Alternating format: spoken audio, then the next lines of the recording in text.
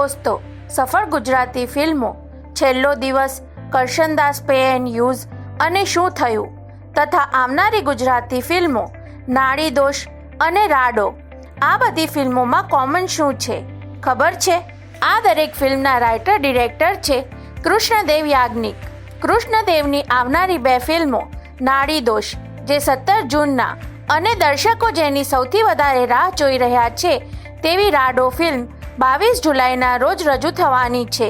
હજુ આ 2 ફિલ્મો રિલીઝ થઈ નથી. તેના પહેલાં જ તેમણે પોતાની 6ઠ્ઠી ફિલ્મની જાહેરાત કરી દીધી છે.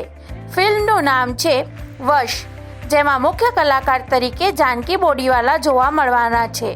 આ ફિલ્મના એનાઉન્સમેન્ટ સાથે એક પોસ્ટર રજૂ કરવામાં આવ્યું છે. તો જાણીએ કે પોસ્ટર પરથી ફિલ્મ વિશે વધારે શું માહિતી મળે છે.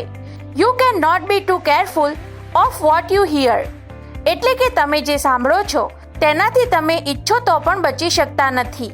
આ પ્રકારની ટેગલાઇન સાથે ફિલ્મનો ફર્સ્ટ લુક રિલીઝ કરવામાં આવ્યો છે.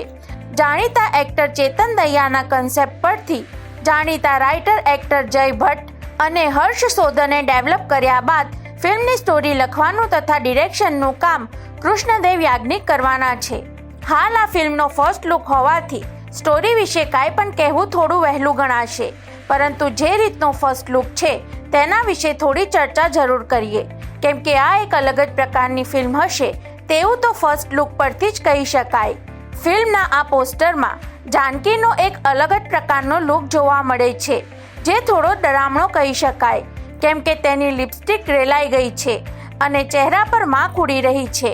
સાથે જ તેના બંને કાનમાં કાતર જોવા મળે છે. ફિલ્મના ટાઇટલ લોગોની સ્ટાઇલ પણ થોડી અલગ જ ફીલ આપતી કહી શકાય. ઓવરઓલ પોસ્ટર, ટેગલાઇન અને ફિલ્મના નામ પરથી સ્ટોરી વિશે વાત કરીએ તો ફિલ્મ સાયકોલોજીકલ થ્રિલર પ્રકારની હશે. કદાચ એવું હોય કે આજુબાજુના માહોલને કારણે કે પછી પોતાની જ જાતમાં રહેલ બીજી પર્સનાલિટીના કારણે જાનકી આવી હાલતમાં ફસાઈ હોઈ શકે. જાનકીનો પોતાની જાત પર કાબૂ નથી, એટલે કે તે કોઈના વશમાં છે. રાજકુમાર રાવની ટ્રેપ અને તાપસી પન્નુની ગેમ ઓવર જેવી બોલિવૂડની ફિલ્મો જેવી જ કદાચ હટકે કહી શકાય તેવા વિષયની ફિલ્મ હોઈ શકે. હજુ તો આ ફિલ્મની જાહેરાત જ થઈ હોવાથી ફિલ્મ વિશે વધારે કોઈ માહિતી મળશે તો અમે તમને જરૂર જણાવીશું. તો તેના માટે અત્યારથી વિડીયોને લાઈક કરી ચેનલને સબસ્ક્રાઈબ કરવા સાથે બેલ આઇકન પ્રેસ કરવાનું ભૂલશો નહીં. આપણે મળીશું નવી માહિતી સાથે. ત્યાં સુધી રજા લઈએ.